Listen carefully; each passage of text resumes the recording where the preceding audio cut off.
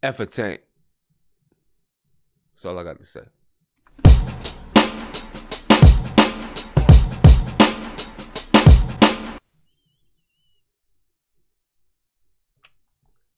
What's up, people? How y'all feeling? New York Knicks.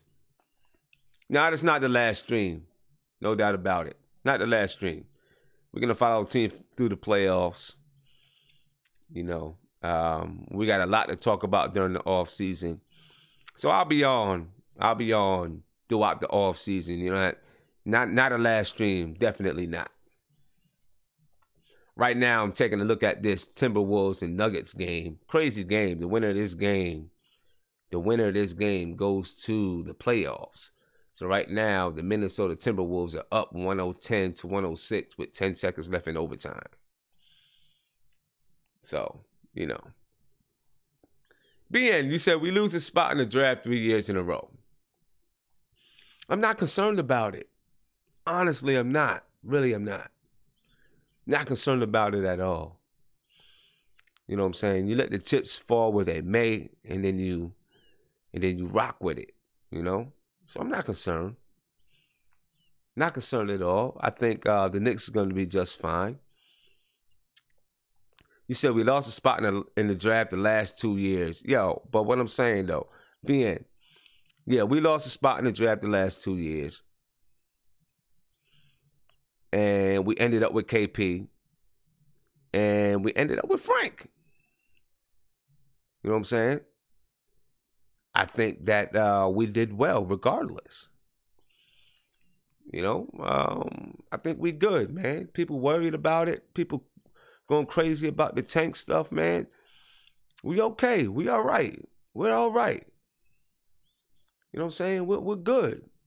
We're definitely good, man. I'm not that worried about it. I seen a graphic the other day put out by, I forgot his name. But he showed the top teams that are winning with their own top 5 draft picks, right?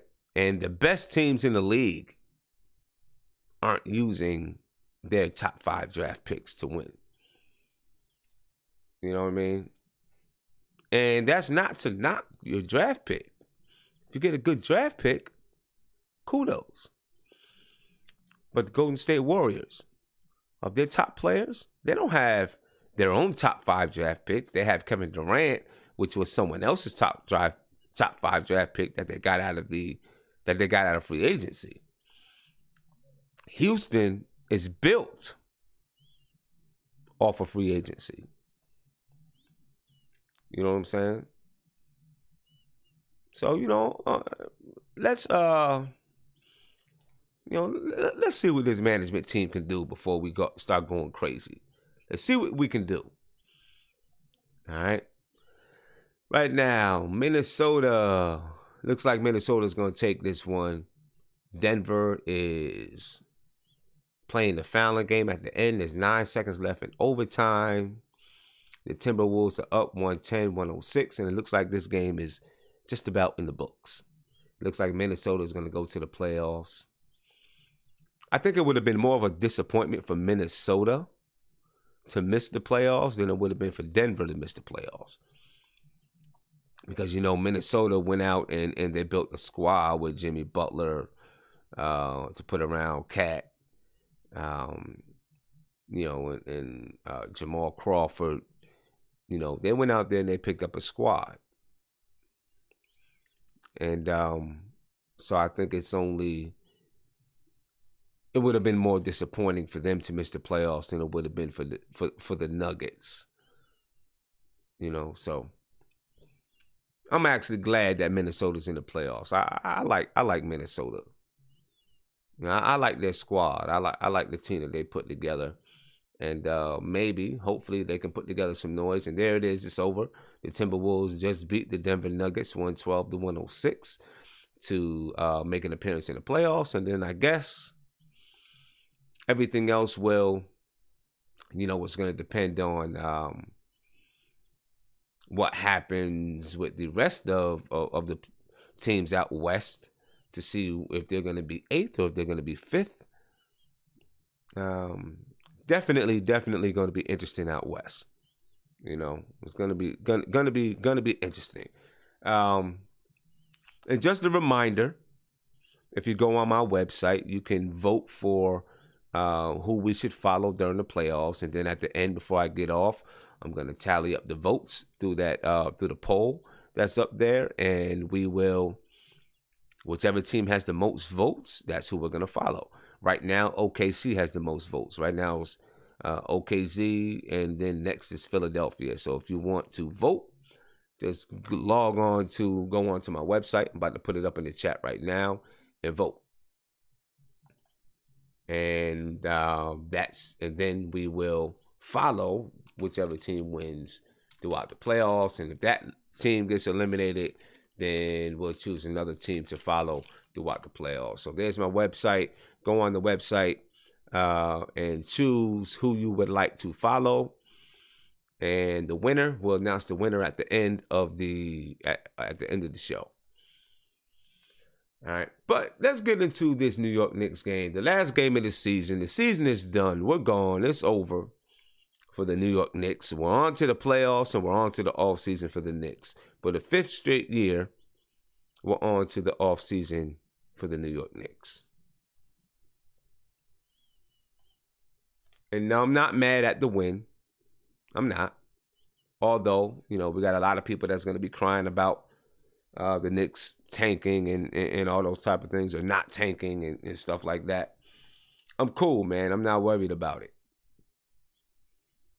I'm from the school of you play the right way, you do the right things that happen to you. So it is what it is. All right. The Knicks defeated the Cleveland Cavaliers 110-98 at the Q. LeBron James didn't play. I guess it's apparent and obvious that the Cavaliers didn't care about being a 3rd seed. You know,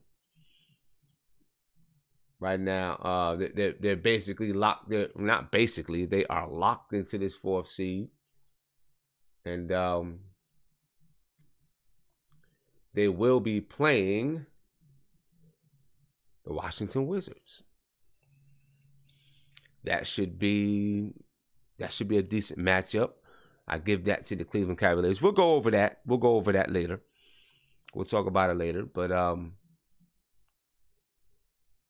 the Cleveland Cavaliers, you know, well, I guess maybe I don't know. Maybe they knew they were they were going to be in that spot, whatever it was. They wasn't trying to win this game. They didn't care if they won this game or not.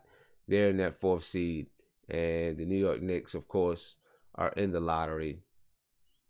So we'll head back to our game and just recap our game a little bit before we start talking about everything else, you know. Very good game from Luke Kornet. Scored his career high 23 points. He's a keeper, definitely. We've talked about it. You know, he's definitely a keeper. He's the kind of guy that you want to have, man. He can spread the floor. He can shoot the ball. 23 points tonight. 9 for 14 from the field. 4 for 7 from 3.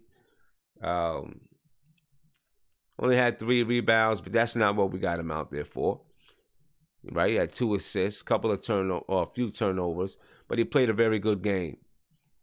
And I like the things that I see from Luke. And you know what? You know, I talked about Luke being Steve Novak 2.0. He does more than Steve Novak because he can go to the basket and he can actually post up. You know, so I really do like Luke, and basically the Knicks moved Billy Hernangomez so they can make room for Luke, and I think it was the right move. I think they made the right move there because Billy Hernangomez wasn't spreading the floor, and Luke can spread the floor. You know. Frank Ntilikina, another good game, 37 minutes, 16 points, 7 for 16 from the field, 4 rebounds, 4 assists, and Frank's playing the kind of game that I think a lot of people was hoping that he would have played all year.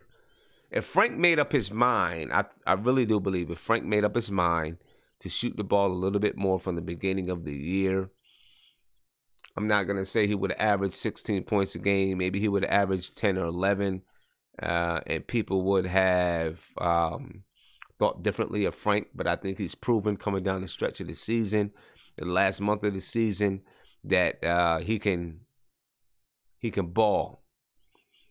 He can ball. Never belonged in the G League.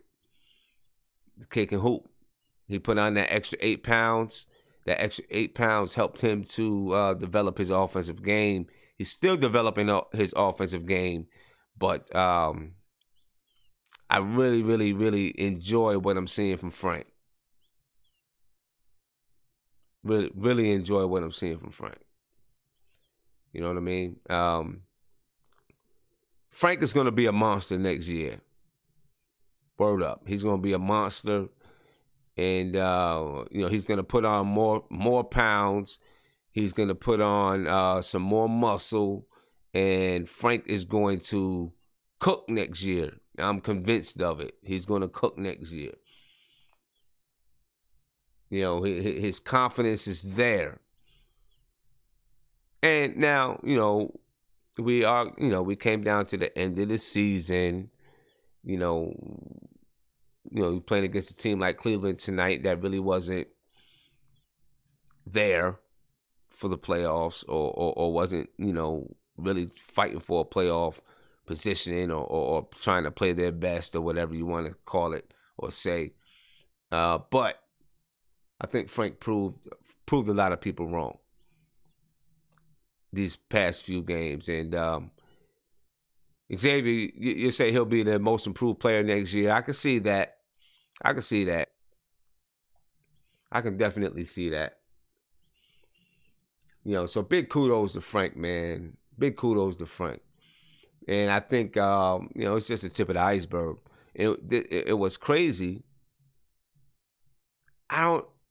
Emmanuel, you said there's always that sophomore slump. Maybe. That could be. I don't know. I don't think there's going to be. Because I think that Frank is still kind of going to be slept on next year. I really do believe that. People still going to sleep on him a little bit because they haven't seen everything that he could do this year. Not until the end of the season. And, with the way that Frank plays, I mean, there'll be a learning curve when people begin to scheme for him, right? But I think he can pick up those. I think he'll pick it up quick, and I think he'll get around that curve quick.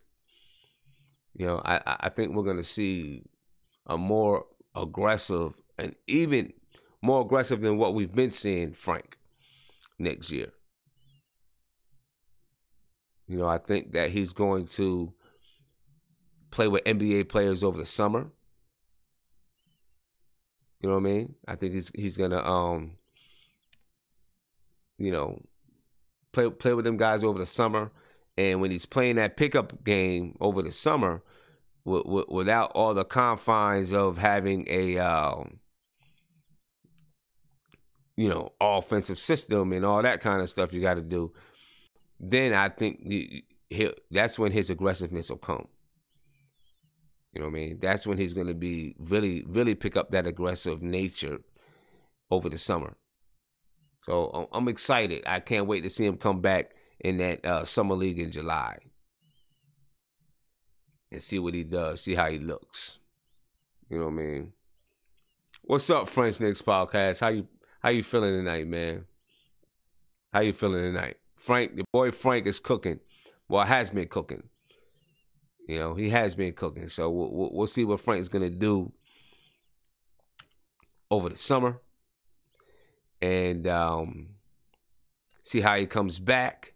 Yeah, pickup games will definitely help him.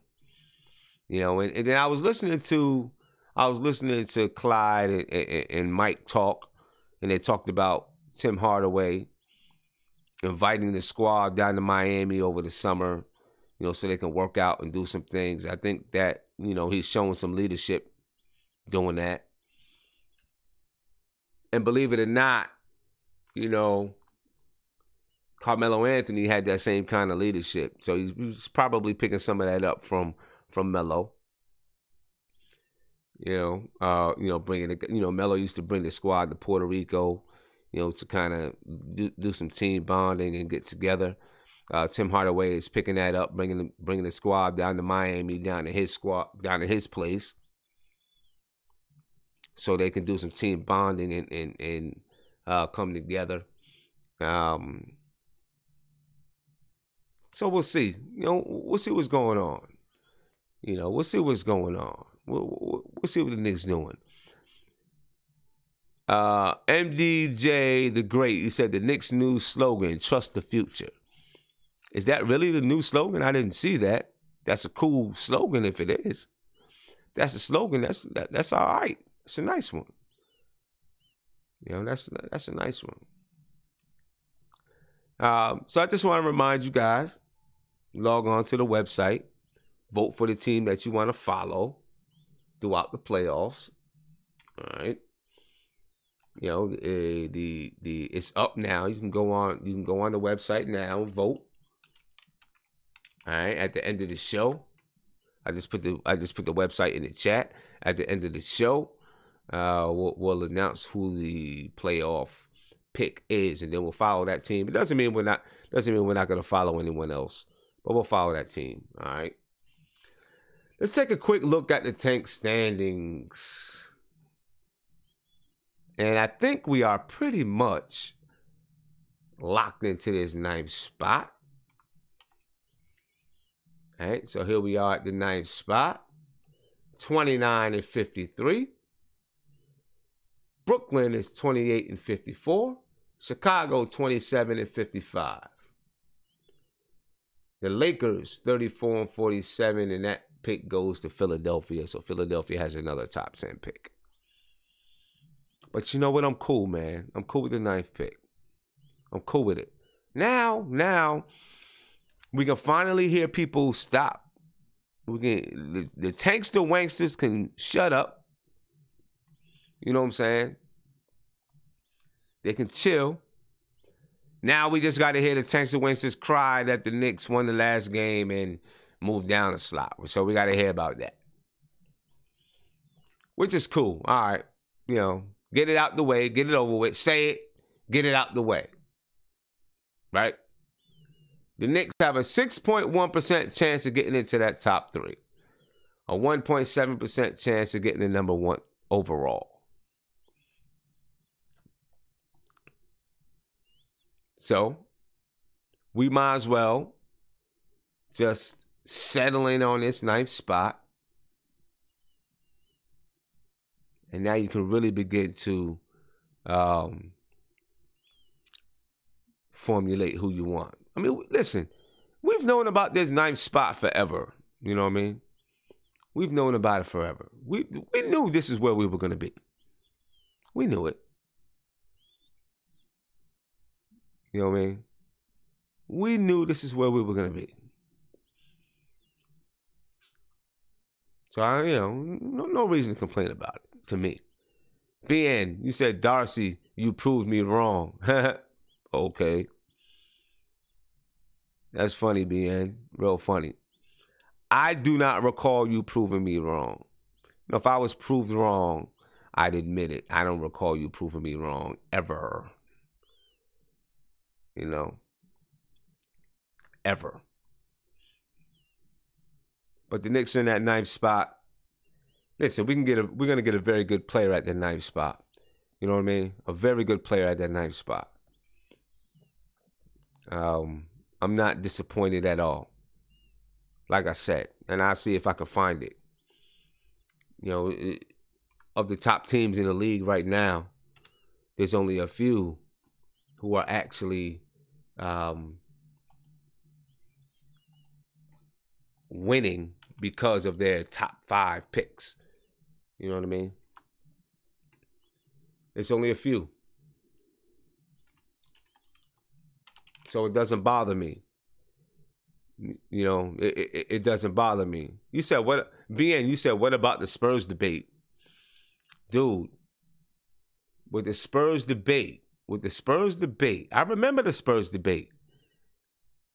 And like I said, during that debate, the Spurs were a 50 to 60 win team before Dave Robinson got hurt and after. They were not trying to tank. They had a bad season because Dave Robinson was hurt. If Dave Robinson was hurt, they were contending for a championship. And they didn't win the championship because they lost beforehand and got Tim Duncan. They won the championship because they were already contenders. They were contenders for years before they got Tim Duncan. They were legitimate contenders for the title.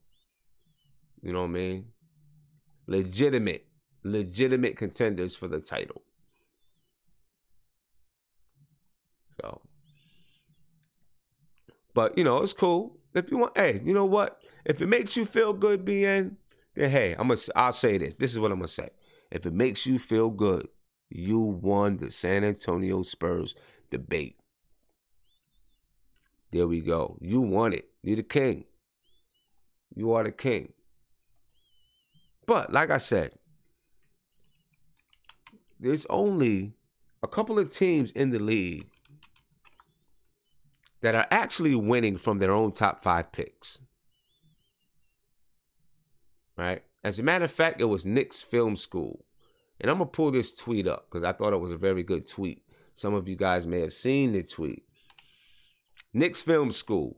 You guys know Knicks Film School. Knicks Film School does a very good job breaking down games. We've had them on the, not had that person on the show before, but we've actually used on some of my videos. I've used some of their highlights. Knicks Film School, they do a great job. Great job. Okay.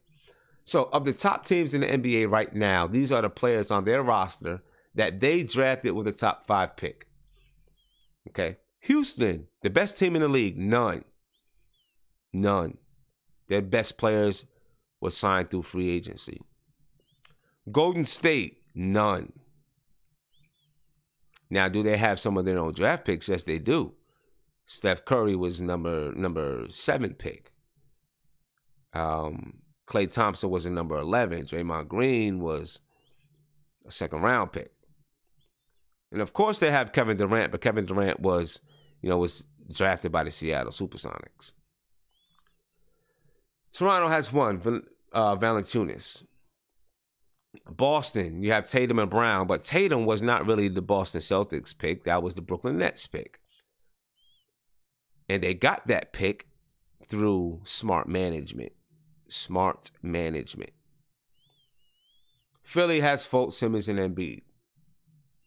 Cleveland has LeBron and Tristan Thompson. And Tristan Thompson, he was a top 5 pick, but what is he really doing? You know what I mean? What is Tristan Thompson really doing? And then Portland has none. Now, these are some teams that, this is who they chose to put up there. You could have talked about OKC. OKC is a good team, and they had Russell Westbrook.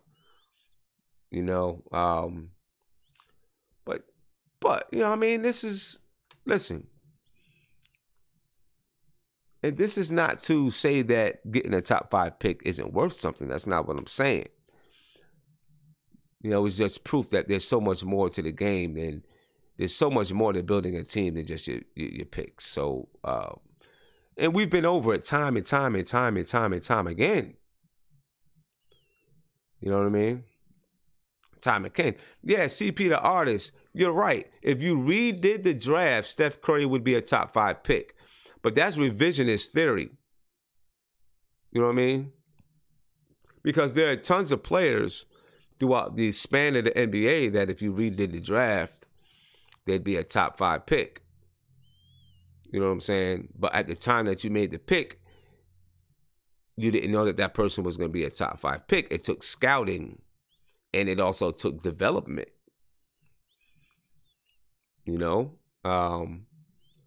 there are a lot of players in the NBA that came into the league. I mean, people could say the same thing about Kawhi Leonard. They could look back and say, well, Kawhi would be a top 5 pick. But it took a few years of Kawhi to develop in order to become the player that he is.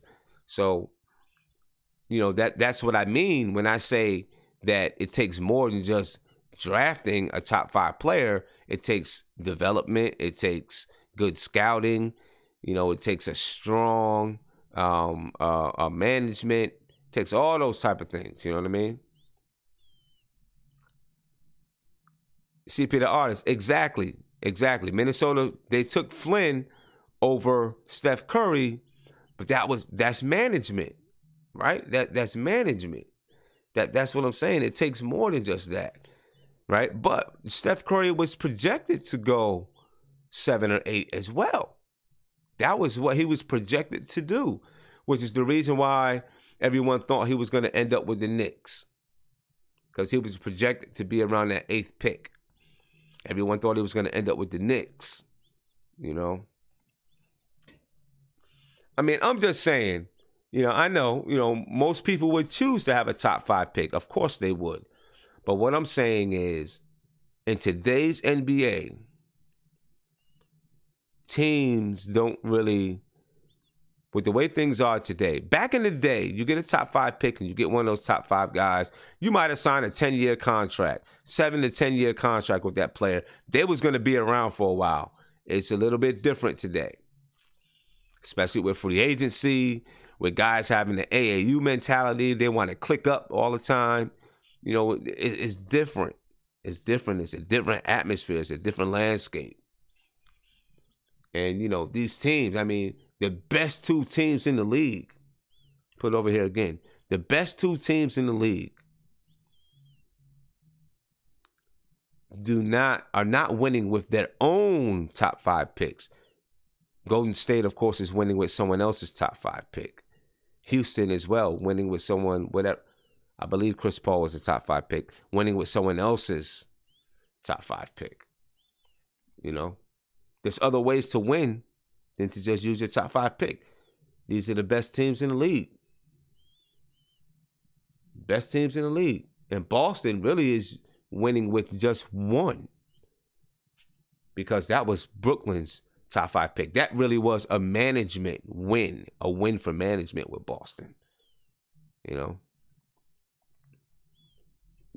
takes a lot more than that. That's all I'm saying. It takes a whole lot more than just picking high in the draft. It takes a lot of it takes a lot. It just takes a lot of management and good, stable decision making. So we'll see what happens. I'm satisfied. I'm good with the 9th pick. I'm good. I'm good with it. I'm cool with it. I'm cool with it 100%. Let's talk about Hornaceks. And then as we talk about Hornaceks, I'm gonna take a little bit of a break because I need to go get my headphones. You know what I'm saying? So while I'm taking the break, maybe I can get Tony Crow to host the show for me while I take a break. I don't know. But is this Jeff Hornaceks' last game? Was this Jeff Hornaceks' last game? Most people will say yes. There'll probably be a few people out there that say no. I tend to think that this probably is his last game. I think that this is probably his last game. We'll see what happens in those exit interviews. I think the exit interviews will mean a lot. You know what I mean? I think that the exit interviews will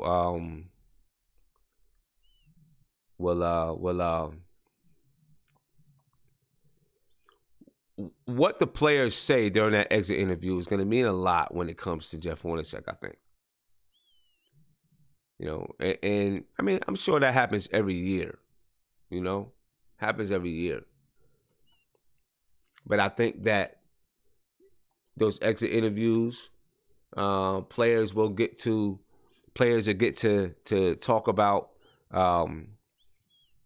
his coaching style, his personality in and out of practice. I think that he will, and from there, Scott Perry will make a decision. So exit interviews will probably happen.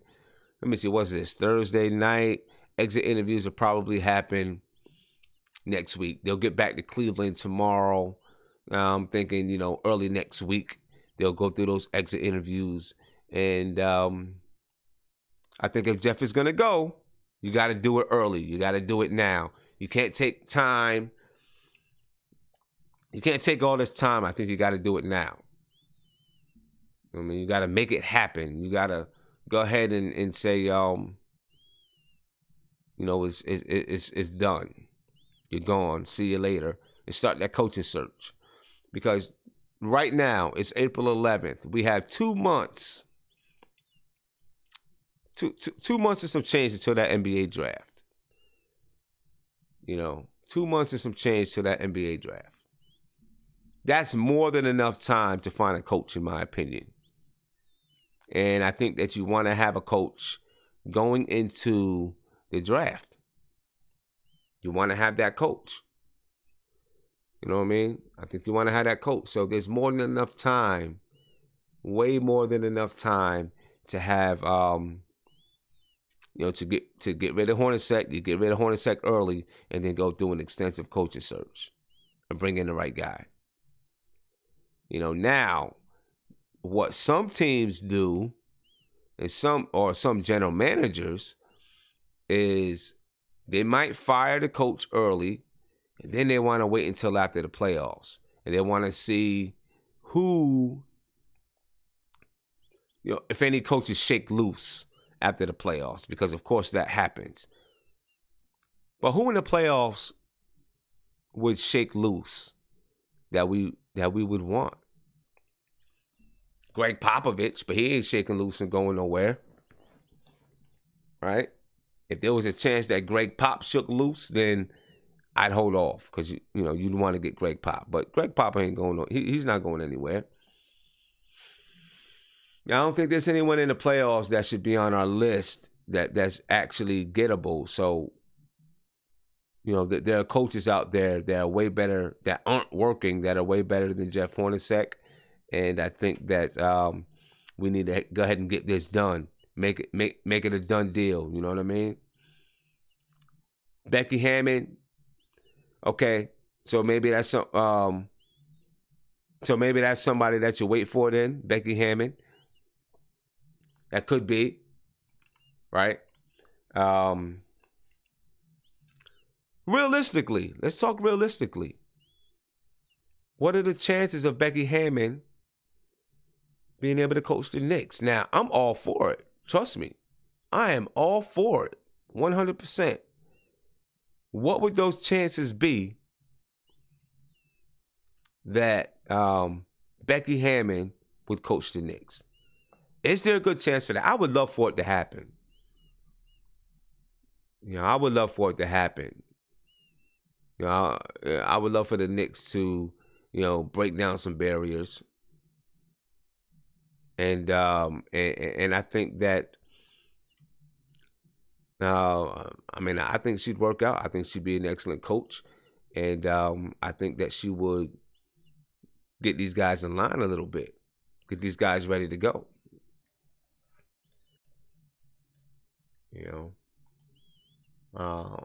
I'm really, really interested to see what happens. Now, from the way Jeff Hornacek speaks sometimes, it doesn't sound like he's worried. You know what I mean? When he's talking about some of the things that the Knicks need in the future, some of the things that they're looking forward to, some of those things when I hear him talking, or if I see quotes in the newspaper or whatever it is, it doesn't always sound like he's concerned about his job.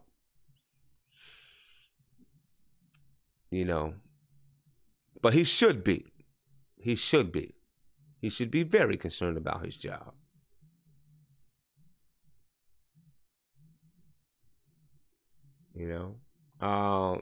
the New Yorker put out an article about Becky Hammon, asking how far can she go in the NBA. And, I think that it would be, incumbent upon teams and leagues in the NBA to hire the first woman coach. The NBA is that league, and, the NBA would be proud of that. And I think Adam Silver would definitely be proud of it. Yeah, CP the artist. Yep. Jeff Hornaceks gets paid regardless, so it doesn't matter. If you let him go, he's going to get paid. He's going to get paid. Uncle Phil, you say Becky won't be the coach. Laugh out loud. Why the laugh out loud? Why would she not be the coach? That's what I want to know. Why the laugh out loud? And why do you say she wouldn't be the coach? Greg Popovich thinks she's going to be a star, or thinks she is a star. I want to know why you think she wouldn't be a coach. Why she wouldn't be a coach in the NBA? Why she could? Do you think she wouldn't be able to coach men?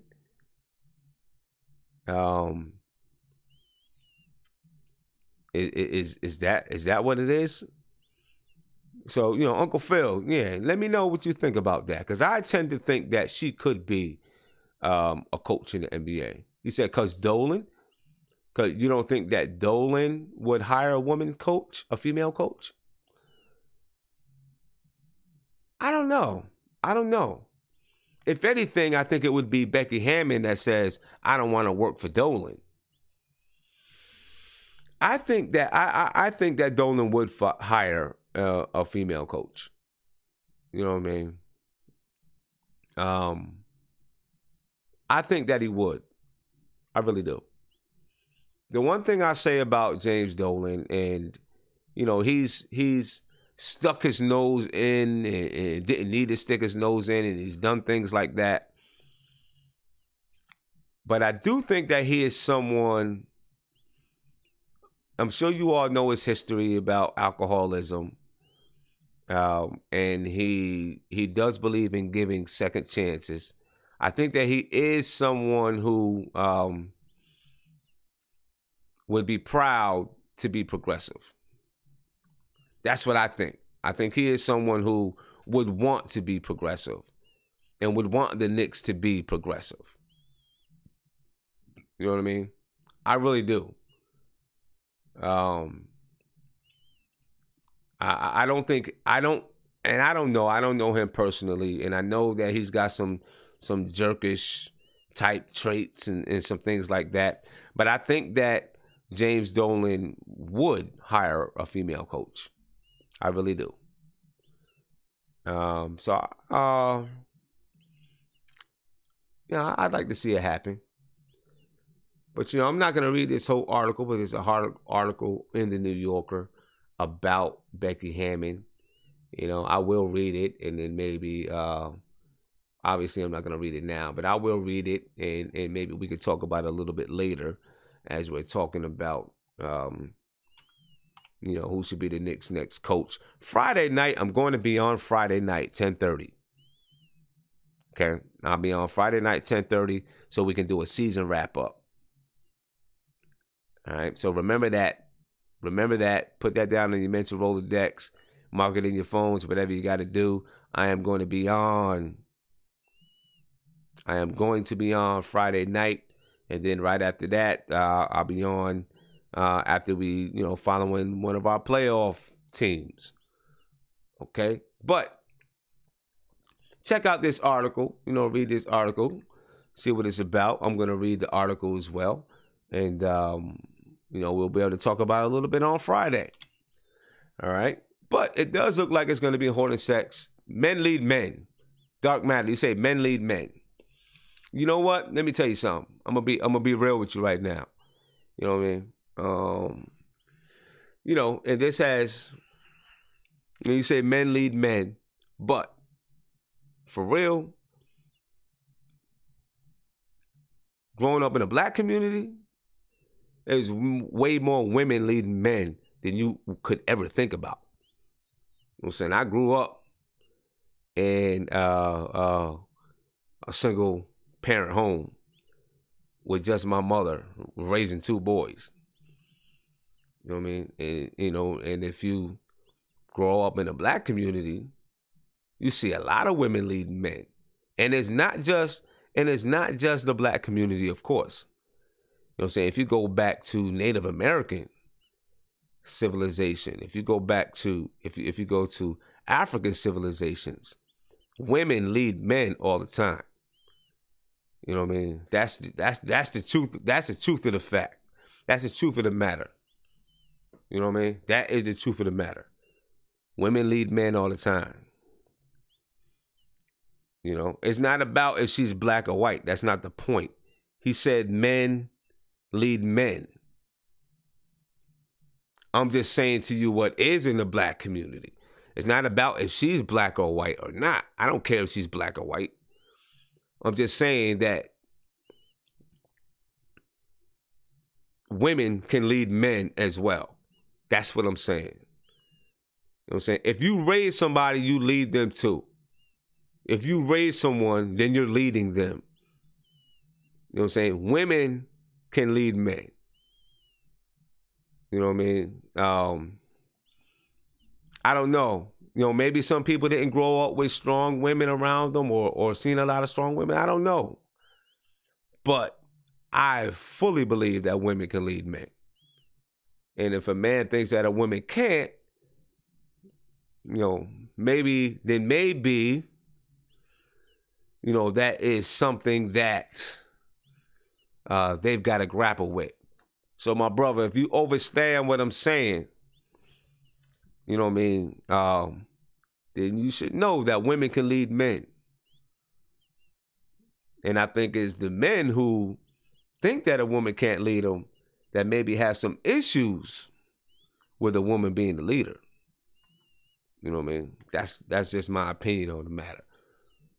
Because I've seen a lot of strong women in my time that lead men. But not in war. I disagree.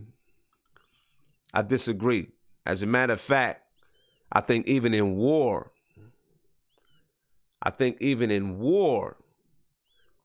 a lot of women would have some wisdom that men wouldn't be able to grapple with.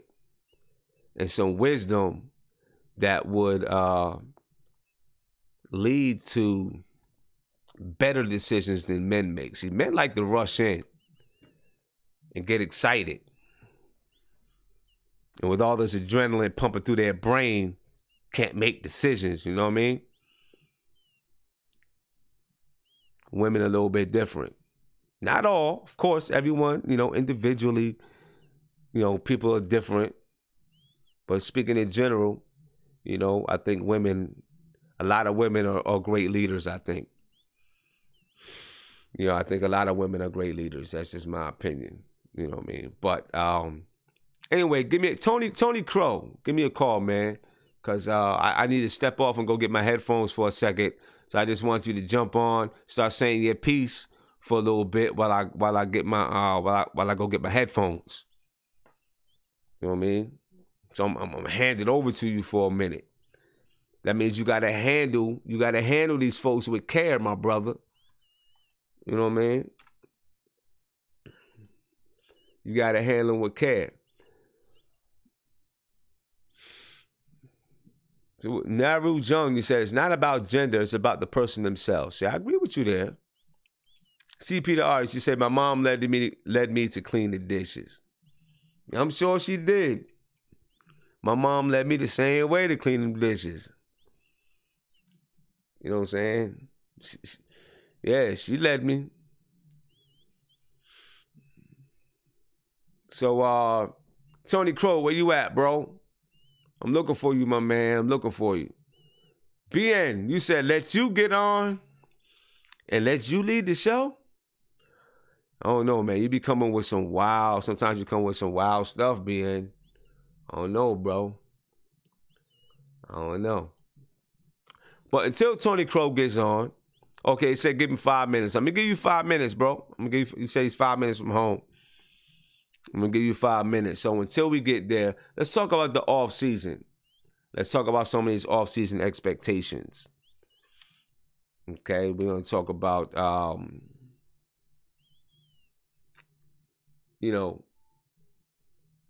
just what are you expecting from the Knicks management during this offseason? How do you want to see them operate? Because this is one of the most important off seasons in a while, in my opinion. You know what I mean? One of the most important off seasons in a while. The Knicks are at a point where I don't know what to say. I don't know how I want to say this. The Knicks are at a point where it's almost like you got to start from here or your franchise is blown. Because it's been so long that we've had a serious team to love and to trust. Been so long. In 2012-13, we thought we had a squad. We thought we had a team. We thought that we were going to be 50-win teams just about every year. And then it blew up in our face. Why did it blow up in our face? Because the team wasn't well structured. It just wasn't structured well. It wasn't actually built. It was just kind of thrown together. It didn't seem like there was much science to it. There wasn't much strategy to it. It was just kind of, okay, we can get this, and this, and let's put it together. And they collected talent. And then they brought in Jason Kidd, who has a great mind for basketball, who could take those pieces and put it together. And I think, but it was never anything that was actually sustainable. It was like we put those pieces together to try to go for it. So we haven't really had anything that's been serious for more than a decade. So it's time. This is, you have a piece that can be, I don't know if KP is transformational, but you have a piece that can be a star, that can be a bona fide star in KP. You have guys that can fill roles. You have a guy in Frank who has the talent to be an all-star, I believe, and has, but he can also be a leader. If he's not an all-star, he can be a leader for you, like a Mike Conley guy. He can lead your team, and he can lead it with a grit that we haven't seen in the NBA in a while, in my opinion. I believe that we have some other pieces in Troy Williams, who has been a surprise. Tim Hardaway hopefully is going to be a piece for us. We'll see what Trey Burke really is going to be for us. So now is the time for us to, we got to see if we can make the right decisions, because that's what we haven't done. We haven't made the right decisions. Yes, Troy, all-star, really, yes, all-star. Has the talent, has the tools. I didn't say he was definitely going to be one, but I did say that he has the talent, he has the tools. We'll see what happens. And then I also said if he's not an all-star, he can lead your team. Got to hear it all, bro. Got to hear it all. Big shout out to Siobhan. I didn't catch Siobhan with the super chat earlier, man. He said, let me roll back. Siobhan said, I'm going to miss everyone. Shout out to the French Unicorn. Hey, we're not going nowhere, bro. We're going to be here over the summer, man. And then Jeffrey with the super chat, he say, can't believe the season is already over. Hope to see these shows during the summer. 5 guys on a team got to go next year. Who do you choose? Well, Jeffrey, we definitely are going to be on over the summer, so you don't have to worry about that. We're going to be on throughout the playoffs. I'm jumping on throughout the playoffs so we can talk about, we can follow a team and we can talk about different things happening with the Knicks. And then throughout the summer, as we're going through summer league and free agency and everything, we'll be on for real. So, yeah, we'll be here. We'll be here. And I actually got a little announcement that I'm not going to do it tonight, probably in the next game, on the next show. Next show is going to be Friday night, 10:30, where we do a wrap-up of the season. But I'm going to talk about another show that I'm going to be doing. May interest some of you, may not interest some of you, but I have another show up my sleeve that hopefully you guys will join in. And it's not a sports show, but I'm not going to give it up right now. I'll wait until Friday night. Friday night, we'll talk about it a little bit then. But back to offseason expectations. So what I'm expecting from the offseason, I'm expecting Scott Perry to be diligent, work within a strategy.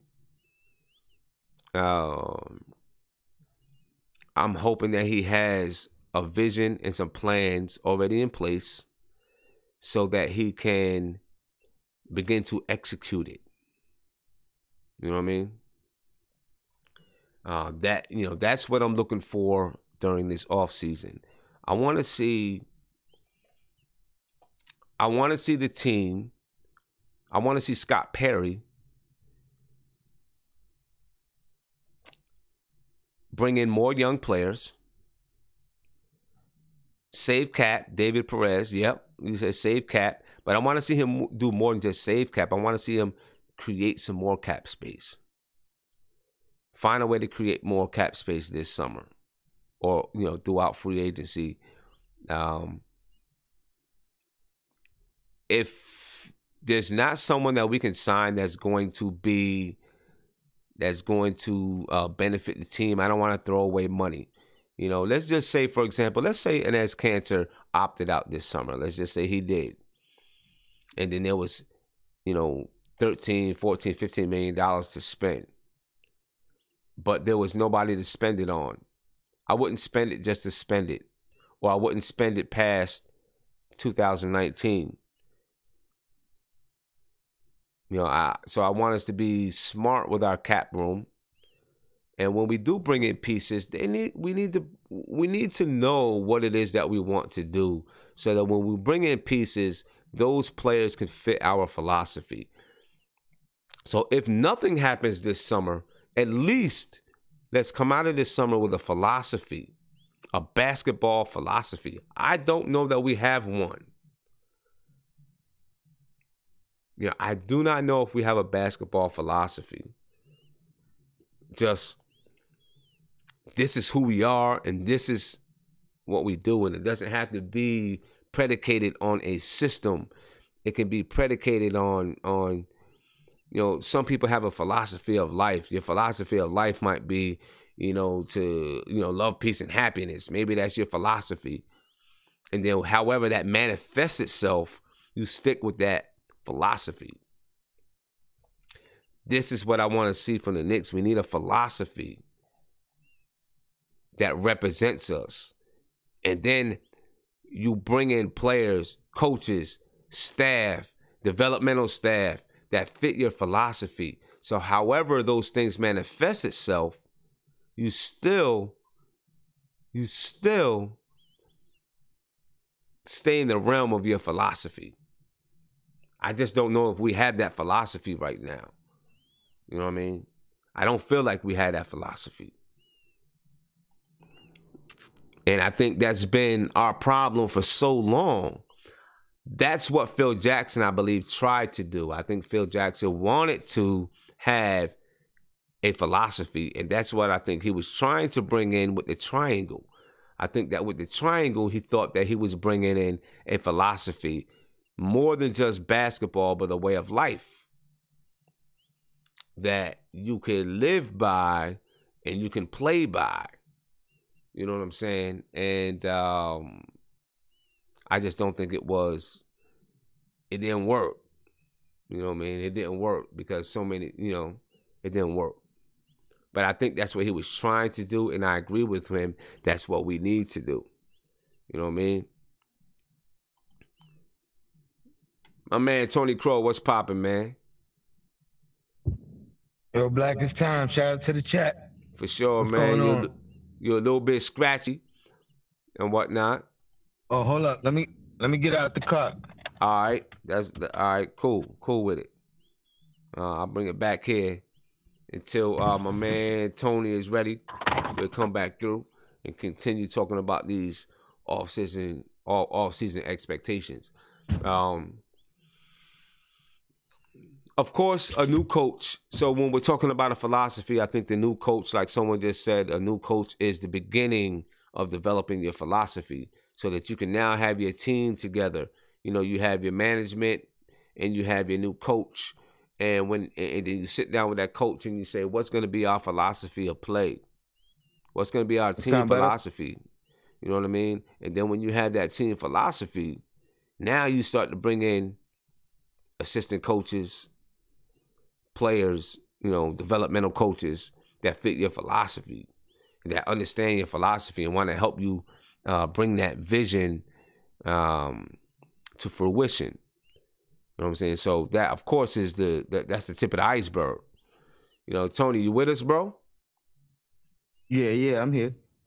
All right, so this is what I'm gonna do. Yeah, you good. This is what I'm gonna do. Why don't you tell us what you expect? Start telling us what you expect from the Knicks for this offseason, and I'm gonna take less than a minute, and run and get my headphones. No doubt. All right. So shout out to the chat. For sure. So go ahead with it. I'm gonna let you take off, and I'm gonna go ahead and run and get these headphones. No doubt. All right. Honorary host. That's what's up. So now for my main thoughts is hopefully Jeff is gone. I think I spoke on that a little bit last game. It's kind of iffy as far as if they're gonna make that decision for sure, considering he has the 1 year left. But like I said before, it's better to get him out of here now, get the new coach in now, get him acclimated with the players, and give him a free year with no expectations, and then go from there. That opens up Noah playing. Not that I have any expectations of him, but if he's not playing, then we don't need him, And if we can't move him, then he needs to be on the team playing. What else? I hope Lance is gone. I hope we could move Lee and get something back in return for him. And this draft is super important. Yeah. I stay away from the point guard. I really like what Frank's done this year. We got Burke, and we could pray for Moutier that he shows us something. But there's no sense in drafting a point guard unless we could possibly flip him, unless we know somebody really wants him and is willing to do something if we draft him for them. I like Mikal. I don't think he's going to be there, especially at 9. If he is, I'm happy. If he isn't, I'm leaning towards Knox. I think Knox has the biggest... I think he was held back in college. I don't think he was the go-to guy. So I think he didn't get to show his full potential. I like Wendell Carter. I like him next to KP. I like Miles too. I like Miles a lot more than I did early on.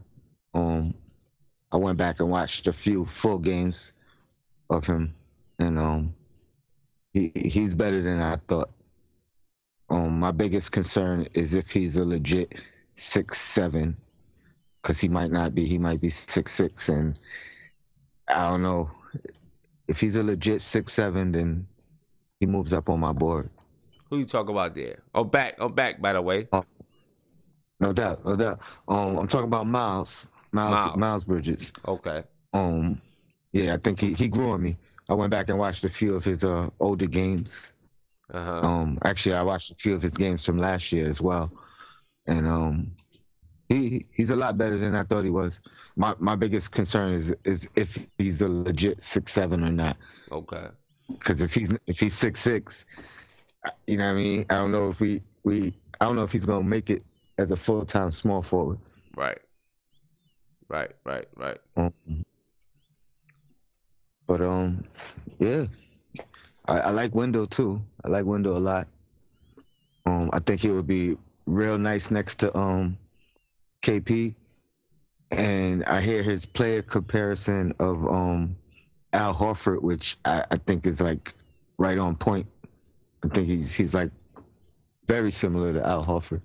Yeah. And I mean Al Horford now, not even college Al Horford. Right. So he should get better. So you think KP is going to come back and be able to be a 5? Because if you're looking at Wendell Carter, he's going to be playing that 4 spot. Honestly, I think he should be the 5. I think KP, especially he's gonna come back bigger, so he should be better off suited than he was earlier in his career. Excuse me, with the weight gain, because him sitting around and not being able to play as much, he's gonna put on some pounds. Yeah. But yeah, I think he should be stretch 5. His biggest talent is defensive talent is blocking shots and defending the rim. Yeah. And him playing the forward actually taking him away from that. And I would think his biggest problem on defense is leaving his man open for 3. Yeah. So unless he's guarding the stretch 5. Now, definitely, that's definitely a problem. Leaving his man open for 3. I think there's some pros and some cons. With him at the 5, he's already kind of fragile. Can he handle that banging night in and night out? Because there's still some 5s in the league that bang. Now, if you're looking 5 years down the line, maybe those 5s, aren't as, don't bang as much. If we have a guy like Wendell Carter, then you can switch on possessions. He can guard you put him against a Boogie Cousins instead of KP, right. On a possession here and there. The problem we have now is we can't do that with Cantor. Even though Cantor's the bully and he's the bigger guy, his defense is so bad, we can't even rely on him guarding the better defensive, the better offensive big. Right. And so it's, yeah, I think Wendell's moving up on my list too. I want to stay big. I want to stay big and small forward. I think we're kind of set in between here with because most of these bigs, they're gonna be able to switch between the 4 and the 5. Wendell's gonna be able to play some 5. Right. He's a legit 6'10", maybe 6'11". Yeah, and for sure we're gonna have to have. Those are the 2 spots. You know what I'm saying? A big man and a small forward is probably the 2 spots, because if we're gonna be players in that 2019 free agency, Cantor's not gonna be here on a big contract. If he is here, if he does remain here, he's going to be on a smaller contract. You know what I'm saying? Because he's not getting $18 million. So if he wants to stay in New York, like he says he does, then when he, after that 2019, when his contract is up in 2019, because I don't care what he says, he's opting in. He's going to opt into that $18 million because he knows he's not going to get anything better on the market. Yeah, the only way he opts out is if they already guaranteed him something like 4 years, $50 million. Which would be a slight pay cut, and you know what I mean, and it would just solidify him for the future. But yeah, but you know, so But yeah, I don't think 2019, I think Cantor is gone unless he takes a smaller contract. Like takes a nice cut, which he may not have a choice anyway. You know what I mean? Because I just don't think people around the league are going to pay him because his style of being a center is going away. You know what I mean? You got to be able to stretch that floor out to the 3-point line now. What he has in his favor is to look at the contract, look at his numbers, show his numbers, and then show what these other players are getting paid relative to his numbers. And that's what he has as a tool, a negotiating tool, because he I'm not gonna say he doesn't deserve $17 million, because if you compare him to other players, you know, you could argue that he does, but I wouldn't be mad at 12.5, you know, and just lock him down. But I wouldn't be mad if he's gone either. Yeah. See what happens with. Hey, Tony, man, I want to throw you some appreciation, man, for being an honorary host while I ran and got my headphones. I definitely appreciate that, man. Definitely appreciate no doubt. Shout out to the chat. I'm gonna keep following. I'm subscribed. I got the alerts. Definitely. Your Black is time. All right, for sure, man. Peace, bro. One. All right. So yeah, and I seen some people. I seen some people say I need to get a co-host. You know, that might happen someday. It might give me a co-host or something like that. You know, we'll see what happens. But listen, I watch the games every night anyway, so it's not a problem for me to jump on because, I mean, that's what I do. I watch the games. I'm a Knicks fan through and through. You know what I mean? But yeah, off-season expectations, man. So the number one, the tip of the iceberg, what I was saying before I left, is that you know, we've really got to develop a philosophy and to get a coach that fits that philosophy. And then, of course, our first hire, like I said, is the coach. And then that coach needs to fill out his staff or her staff with assistants and developmental coaches that fit their philosophy. You know what I mean? And then is when you go and you start to get those players that fit that philosophy and style of play. You know what I mean? And I think that's, you know, I think that's what we need to do. We really need to develop and figure out what our philosophy is, and then fill out the rest of the team from there. You know, what's our vision? We got to have a vision. You know what I'm saying? We got to have a vision. We got to know who we are and what we're doing and identity. And that's where philosophy, style comes in. You know, just a philosophy, your basketball philosophy. You know, and then we'll see. So I think that's got to be the primary agenda this offseason. Really. You know what I'm saying? See, Alwyn, I disagree. I disagree with you there. You know what I mean? You say you build around players, not a philosophy. But if you don't have a philosophy, then how do you know which players to go get? Because every player is not going to be a star. Your stars can fit into any philosophy you play for the most point, right? Your superstars can fit into almost any philosophy. Your role players can't fit into any philosophy. So I think you've got to know how you want to play basketball.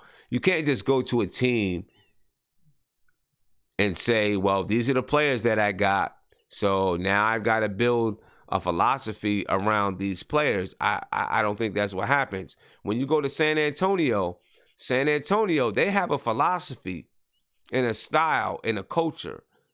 And any player that doesn't fit into that style or philosophy or culture is gone. The New England Patriots, they have a style. They have a philosophy. They have a culture. And if you don't fit in there, Belichick is getting you out of there. You know what I'm saying? And I think you've got to have a philosophy. You know, you got to have your style of play, what it is that you want to do, because that also gives the players a direction, and it helps the players to develop as well. Now, a great question, MDJ the Great, you said, who creates the basketball philosophy, the GM or the coach? See, I think that's a team. A team does that. You know,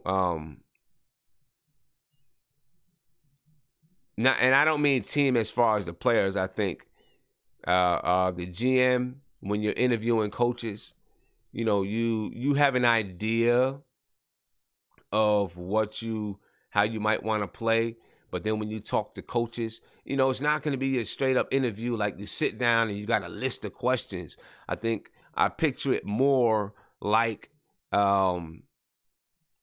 a conversation, and you talk basketball and you feed off of each other, you know, when you're interviewing a coach. And then, you know, as you feed off each other, you kind of understand that coach's philosophy, and their philosophy may fit with your philosophy and style of play. And then you decide which coach you're going to hire. And then when you finally hire that coach,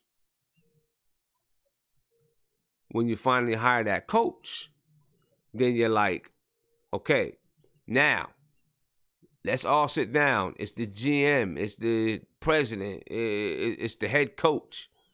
You sit down and you say, what is our philosophy of basketball? You know, you look at some colleges and their philosophy might be like, you know, or high schools, you know, hard work, dedication, you know, and whatever it is, right? They may have, you know, that's their philosophy, and that's what they preach during practices. That's what they preach to each other, and everyone has that same idea and philosophy on their mind because that's what's being preached. You know, with one of my teams, you know, we had T-shirts, and what we preached was preparation, dedication, pursue greatness. Right? That's what we had on the back of our T-shirts because that's what we preached. Preparation and dedication. That was going to be our philosophy. Right? So any style, and we might have had different styles of play based on different players that we got in throughout the program. We might have had different styles of play, but we had an idea of who we were as a team because we had goals that we wanted to reach, and we knew that being prepared and being dedicated to our craft is what was going to get us there. You know, and I think the GM and the coach has to sit down together and say, here's our philosophy. This is who we are as people. This is how we want to live our life, and our life is going to translate to the basketball court. Basketball court is going to translate back to life. And this is what we're going to do. You know, so I think it starts there. I'm not sure if we have that. I seen someone say, and I agree with you, that Scott Perry said, you know, they wanted young, hard-working, defensive-minded players. And I think that, I know that's what they said. I'm just not sure if that's what we stuck with. We did. We talked about it in the last show. You know, we brought in young guys like,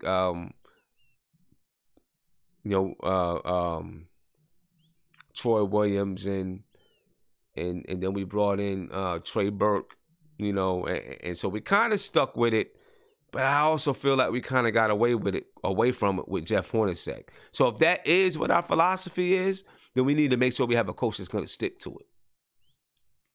You know what I mean? My man, Ron Cleveland, you on the line? No, Simeon, man, what's up, man? What's going on with you, Ron? Man, the season is over. It's done. Yeah, my depression is over with. but depression is over with, man. You know, I'm listening to everybody tonight, watching, you know, looking at the chats and whatnot. I'm listening to what you're saying, man, and you're 100% correct, man. And in any kind of business, you know, may it be in the business world, may it be in the sports world, you got to have a vision. Everybody got to be on the same sheet of music. Exactly. You know what I mean? Not necessarily saying that the president and the GM is going to tell you how you're going to run your team. Right. But everybody has to be on the same sheet of music, because that Right. coach need to know that he has the backing of the GM and the president, and that he's going to get the players that he wants to run the system. They're going to have to sit down and come to a decision. I felt like the Knicks all season long has been all over the place. 1 minute we're trying to play a defensive style. They never committed on the defensive side as a team. We had defensive players individually, a few of them, but they never committed. Then you go and you get Trey Burke, who's really is a scorer. When they started, I think they may have had a little questions about Neil Aquino, as much as I love him. And don't get me wrong, I love him. But I think they may have had a little bit of questions about him. The reason why they went and got Burke out of that G League, because we were still trying to make that little push for the playoffs. Like we said the last show, that stuff, that early success really messed us up, because that threw this whole timeline off on what kind of team we were trying to be. Coaching wise, we have to get a coach. We can't get. I don't have a problem with Becky Hammond being a coach. I just don't think she'll be the coach for the Knicks. And the reason why I say that, we need somebody that's going to finally come in and say, hey, this is my team. This is how we going to do stuff. If you don't play like this, you're not going to be here. And we got to have somebody, Simeon, man, we got to have somebody that connects from the past. The only player that's on our staff that connects to the past is in the Westchester, with the Westchester Knicks, with Allen Houston. But we don't have nobody. I mean, these guys Kurt Rambis, I don't know why he's still there. Yeah. To me, that's a dereliction of duty. Yeah. And I got some indictments, man. I got some indictments, and I'm gonna start with Jeff. We're gonna get him out of there for bad coaching and stupid substitution all season long. I mean, think about it, Sim. We talked about it a while back, man. Mm-hmm. If we were to write down, how many times have we had the same lineup from game to game? Yeah, I know. In-game adjustments. None. So, I mean, when you look at that, and then when we talk about leader of men, when anytime an indictment on a coach to me is anytime when you got players cursing you out on national TV, and when it gets back and reported about what's going on in practice, stuff that goes on in practice should never hit the media. That True. stuff should stay behind closed doors. So that lets me know that's further indictment on Jeff. And the biggest indictment is coming from the front office with them not saying anything about Jeff. If they wanted Jeff back, Jeff would have got an extension. They would have been there, put that to bed, and say, hey, he's coming back. So that lets you know he's gone. That's gone. True. That's very true. If not an extension, they would have come out and just said, hey, we're gonna give it one more year and put it to bed. They would have put that to bed. That newspaper was in rotation all year long about, is Jeff coming back? Is Jeff coming back? Right. And think about all these coaches that's been linked to us. Them guys could have came out and said, nah, we sticking with Jeff. Yep. That stuff is out there for a reason. We're going to get a new coach. And the last thing I got to say really is, and I say the best for last, man, Frank. I'm so glad of what I'm seeing. I put it up in the chat earlier. I wish we'd have had a few more weeks in the season, because I read an article today. Frank said the game is slowing down for him, and that was his words, and I quote. Yeah. The game has slowed down for you, and you see it. Yeah. And the fact that what we've seen in the past, like 4 games, it lets us know that we do not need a point guard. And I'm happy for that, because I had a feeling that we would do something stupid and trade Frank if we were to get Trae Young. And I don't want no parts of Trae Young. We need to go get us a small forward. We need to get a small forward. I'm with you. And Enes Kanter, I like him. I said it before, but it won't hurt my feelings if he opt out. And Moutier, we need to pack him up with Jeff. Both of them need to be gone tomorrow. And I heard that something else too, Sim, before I go. Uh-huh. I heard tonight, and I could be wrong, but I could have sworn I heard them say tonight that tomorrow they're going to have exit interviews. That they're going to talk to Jeff tomorrow. It's going to be tomorrow. Tomorrow, I heard that during the game. Clyde and the other guy was talking, and they were saying that tomorrow they're supposed to be talking to him. Okay. So they're not wasting any time. They're not wasting any time. Why would you conduct an exit interview that soon if you're not moving on? Yeah, I mean, wow. If they're going to have exit interviews, they're going to have exit interviews tomorrow. Tomorrow's Friday. I mean, yeah, that's... Thursday, rather. Yeah, tomorrow's Thursday. Thursday, so they'll probably have them Thursday and Friday. They might have them all tomorrow. I don't know.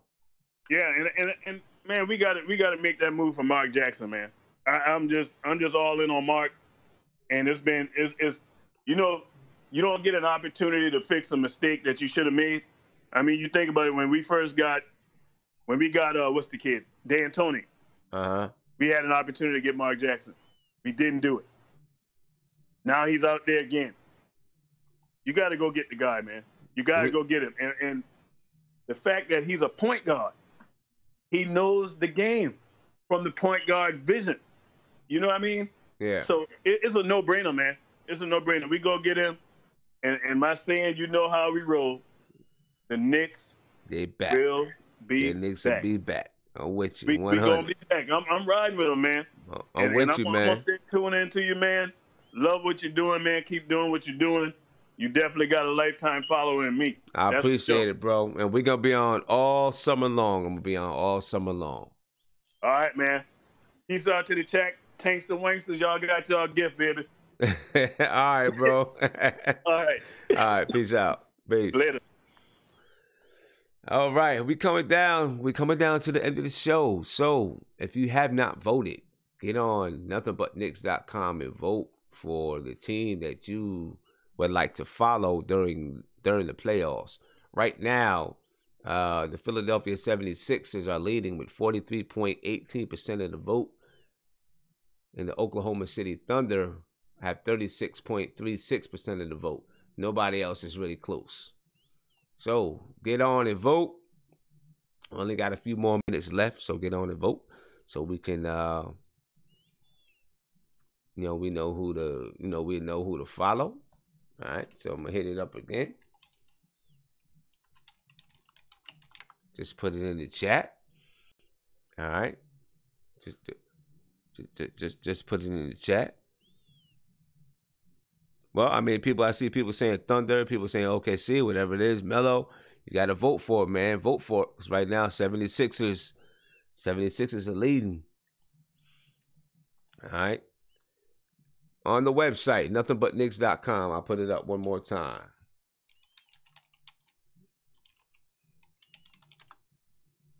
Vote on the website. All right. Because we're coming down to the end of tonight's show. We'll be done in about 7 minutes. All right. We'll be done in about 7 minutes. Hey, and CP the artist, you say you want to debate a caller. Who you trying to debate?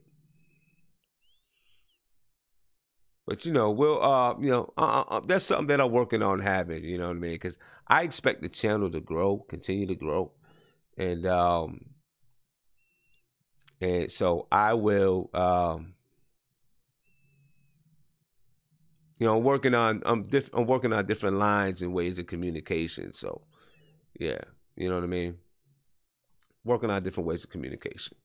But yeah, and you said whichever team is on national TV. Well, the thing is this, BN, I need to have a consistent schedule so that I can have know exactly when I'm going to be on, something to follow. With the way that I, different things, projects and events that I have going on. I've got to have something consistent. You know what I mean? So that's the reason why I've got to kind of have a team to follow. And then that way, I have a consistent schedule to come on. And then when the playoffs is over, I'll have a consistent schedule and I'll have it posted so you know exactly what dates and time, the day and time that I'm going to be on. to talk about the Knicks. And then, of course, if something happens, I always jump on in the meantime. You know what I mean?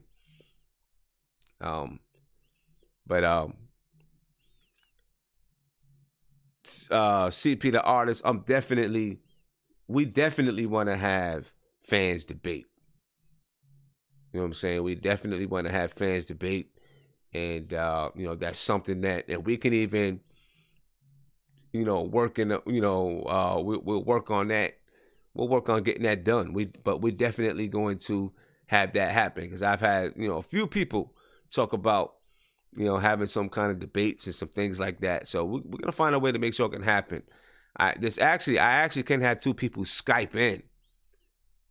You know what I'm saying? But if we do the debates, I'd like to have it where at least both of you guys can be up on the screen and debate with each other or something like that. So we got to figure out how to get it, and I could set it up on the screen, but I could figure out how to get that going. You know what I'm saying? But that's something that definitely we're going to do. I want to give a shout out to Marty Knicks for the super chat. It says, what'd he say? I don't know what he said, but he said Yusuf Muhammad. He said Maxa, Asaya, SXB, Bashel. So I'm not exactly sure what that means, but there you go. That's what was said. But and look, even though we're following one team throughout the playoffs, most likely there'll be two teams playing that night. You know what I'm saying? That we'll be able to talk about. So, we're really just using one team to follow their schedule, but we'll be talking about everybody throughout the playoffs. Okay, so let's move on over to playoff picks. All right, because we're just about to the end of the show. Who's your playoff picks this year? The playoffs are going to be interesting. They're going to be really interesting. And I feel like Houston. Yeah, definitely Tony Crow. I'll be moderating it. Yeah. You know what I'm saying? I'll be moderating it. So we're gonna figure out how to get. We may have to use like Google has their little thing, kind of like Skype, and you can get 3 people in there, 4 or 5 people in there. So we may have to do something like that. But I'm gonna figure out how to get it done. I'm gonna figure out how to get that done so that we can have some debates on the show. That's gonna be real fun. Be real fun. And we'll have a section specifically for that. We'll have to figure out how to do it so it's organized. But as far as the playoffs are concerned, the NBA playoffs, I believe that Houston is going to come out of the West. And in the East, I'm still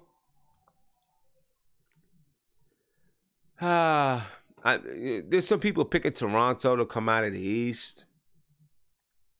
I don't know. There's some ingredient that I just don't believe that Toronto has. There's just something that I feel like they're missing, and I don't think they're coming out.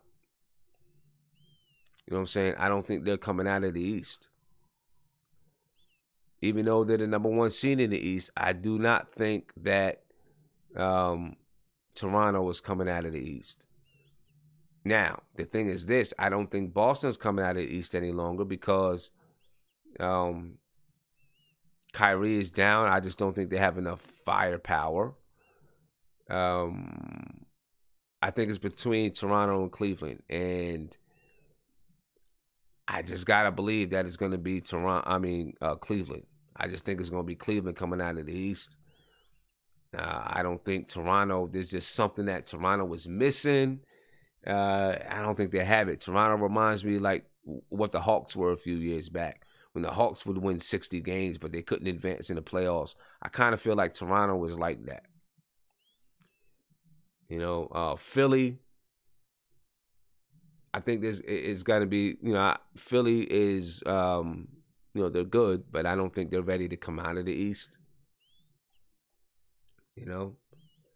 In the West, I think that it's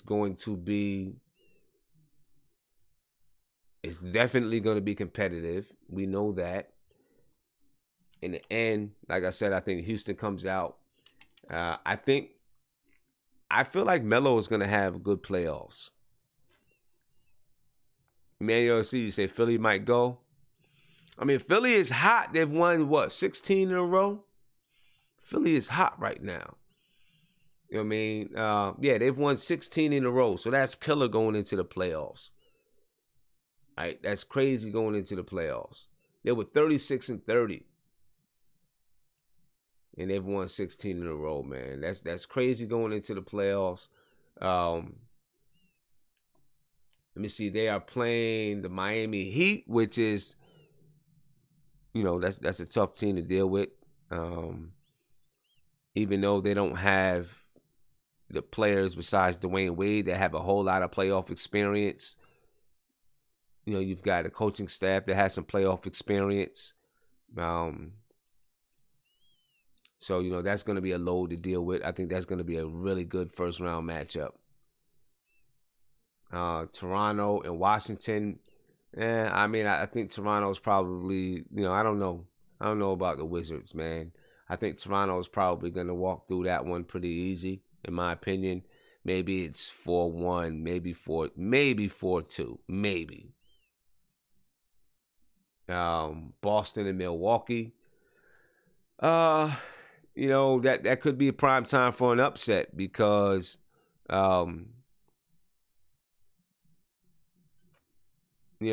Kyrie's out, no Gordon Hayward. Boston probably has the edge as far as coaching is concerned. That should be tough. Indiana and Cleveland, I think Cleveland goes through that pretty easy, in my opinion. So that's it's gonna be interesting. Do we have any teams left playing right now? Any teams, any significant teams playing right now? Let's see. No, I don't think so. Nope. The Clippers in Los Angeles, Utah, and Portland. Woo! Portland is up 70-55. This game means something here. All right. This game, Portland and Utah, that game means something. If we look at these standings right now, Utah is the 3rd seed. Portland is the 4th seed. So I'm assuming the winner is going to be the 4th seed. Or the winner is going to be that 3rd seed. So that is that's a significant game right there. And so I guess we've got to wait and see how things play out. I'll wait and see how things play out. But I think Houston, it'll be a tough battle, but I think Houston is going to get through Minnesota. Golden State and San Antonio, you know what? You can never sleep on San Antonio. You never sleep on San Antonio, but Golden State definitely takes out San Antonio. Utah and OKC, if that's what it ends up being. Or it could be Portland and OKC. Either one of those teams versus OKC, that's going to be a tough matchup. If it's Utah versus OKC or Portland versus OKC, I'm scared.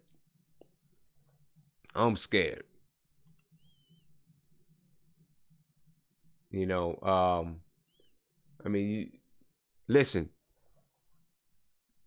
When everything slows down, people can cry and complain about Melo and his style of play all they want. When things in the playoffs slow down, you got a guy like Melo that you can throw the ball to in the pinch post that can go get you a bucket. That's a problem. I'm sorry, that's a problem. And I think Melo is going to come. There's going to be some times when Melo comes through in the playoffs, man. You know what I mean? I think there's going to be some times when Melo comes through in the playoffs, for real. For OKC. And for Portland and for Utah, either one of those guys that have to play OKC, That's going to be a tough matchup for that squad. Real tough. Then, New Orleans versus either Utah or Portland. That's another tough matchup. So this is, this playoffs is going to be full of exciting matchups in that first round, for real. Only a few more minutes left for you guys to vote, man. A few more minutes left to vote. So, definitely go ahead and get your vote in. Get your vote in. Just a few more minutes left. As it stands right now, we take a look.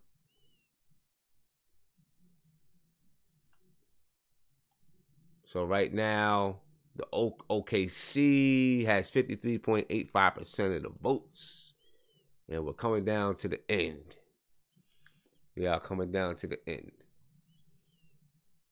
All right. Yeah.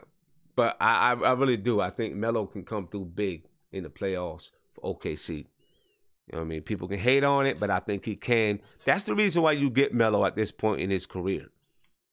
Because this guy can hit some big shots. He can go get his own bucket. And he's a guy that you can throw to in that pinch post. You can throw to in the post.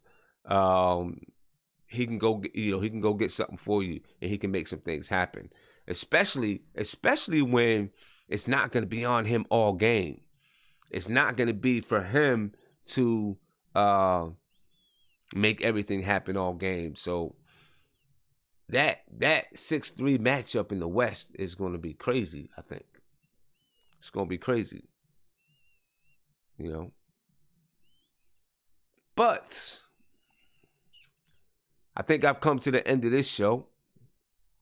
Like I said, Friday night at 10:30. I'll be back on Friday night at 10:30 so we can do a season wrap-up. And then I'll be back on to follow whichever team we choose. Okay? Whichever team we choose. So if you got about a minute left, you can jump in and get your votes in. I'm gonna put it back up here one more time. Got about a minute left. All right, and then we're gonna call it a night. Photo Big Guy said, "Hey Simeon, love the show. This is my first time staying up late with you. I appreciate that, bro. Definitely appreciate it. But we're gonna have a regular schedule throughout the summer, so you'll be able to catch it more. You'll definitely be able to catch it. All right. All right, I'm putting this clock on. I'm going to put this clock on to about 3 minutes. When these 3 minutes are up, we're going to tell which team won, which team that we're going to be following. So if you want to, if you want to vote, go ahead and get your votes in. All right, go ahead and get your votes in, because as soon as that clock goes off, we're going to announce the team. You know what I mean? Shade Burgess, thank you. I appreciate that. And we're trying to make it better. We're trying to make it better now. But, we're going to get some debates on the show. We're going to take this thing up there. We're going to challenge ESPN or MSG. We're going to challenge them. Saying, but the playoffs, the NBA playoffs is going to be, it's going to be nice. But I see Houston and Cleveland in the finals, and I think that Houston is going to take it. Appreciate that, Ishmael. Thank you. I think that Houston is going to take it. And listen, Mike D'Antoni, man, he proved a lot of the haters wrong, because everyone, everything, he doesn't play defense, and his style of play can't win. And he's proved everybody wrong this year, because the Rockets do play defense. And it's clear that his style of play can win. And if they win the championship this year, Melo and every other Knicks fan that hated Mike D'Antoni is going to regret that we didn't give Mike D'Antoni a chance to really build the team the way he wanted to build the team. And Melo will regret it too, because he was a catalyst to that. He was a catalyst to not letting Mike D'Antoni build the team the way that he knew could win. You know what I'm saying? No, Ace, he didn't do anything yet. He ain't do nothing yet. You're right. He ain't do nothing yet. He ain't do anything yet. You know what I'm saying? But this is as close as he's ever been. As close as he's ever been. So I guess we definitely will find out this year if Mike D'Antoni's style of basketball can win. You know, because the knock has always been that his style couldn't win in the playoffs because it was, you know, in the playoffs when things really slowed down, he didn't have, his style of play wasn't suitable. So we're going to find out now if his style of play is suitable for the playoffs. You know what I'm saying? Ace, you said D'Antoni could lose in the first round. You know, they're playing Minnesota. It could happen. The West is deep. I mean, when you look at the West,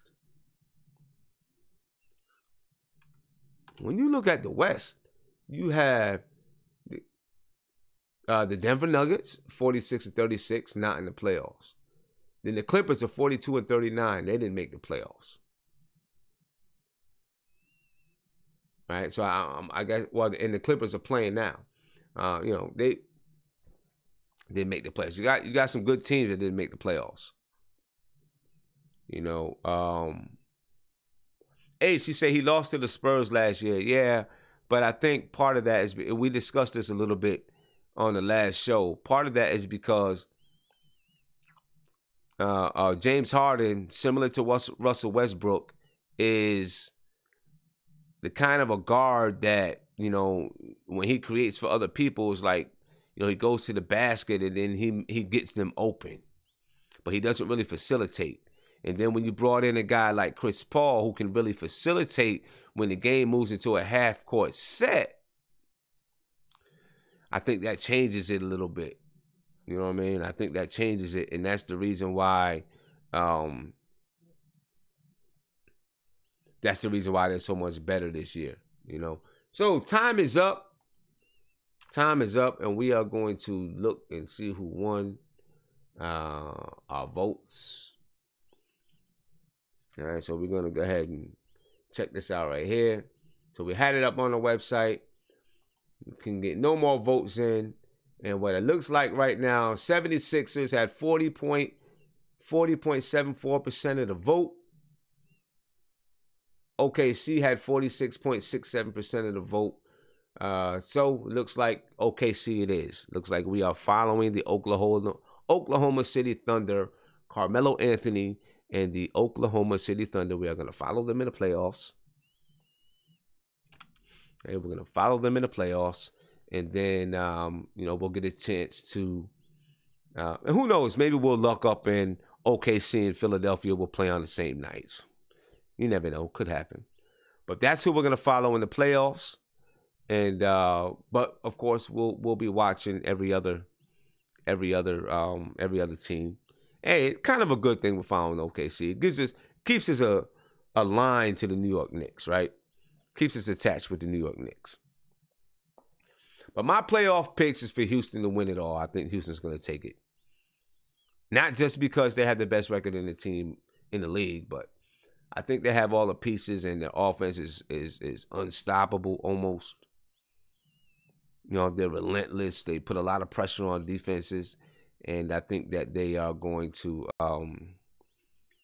you know, I think they're going to take it. Bronx Court, you said, who will we follow when they lose? I'm not sure. We'll figure out, you know, who to follow. You know, there'll be 8 teams left at that point, and then we'll choose a team to follow. You know, we'll have another vote and choose a team to follow.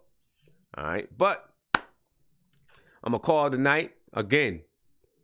Friday night, 10:30. I'll be on. We're going to wrap up the season for the Knicks. Maybe there's some exit interviews. We'll see. But we're going to wrap up the season. We're going to talk about the season. What went right? What went wrong? Who do we keep on the team? Who do we let go? Talk about a lot of stuff. We're going to have some fun with it. All right. So I'm out. I will see you guys. Hopefully I see you guys Friday night because I'm going to be on. And trying to get the playoffs and the offseason popping. We got a lot that's going to be going on this offseason. So I'm excited for it and I'm ready for it. All right. I'm going to see you guys Friday night, man. Peace. If you enjoyed the show, please subscribe below, ring the bell, get a notification anytime that I go live. I'm gonna be on Friday night, 10:30, so we can wrap up the New York Knicks season. Check out these videos over here. You'll get the whole story of the season. We're gonna talk about the offseason. We'll be on through the offseason. We'll be on through the summer, through free agency, through the draft. Let's go. Again, check out these videos right there. Stay updated. Peace.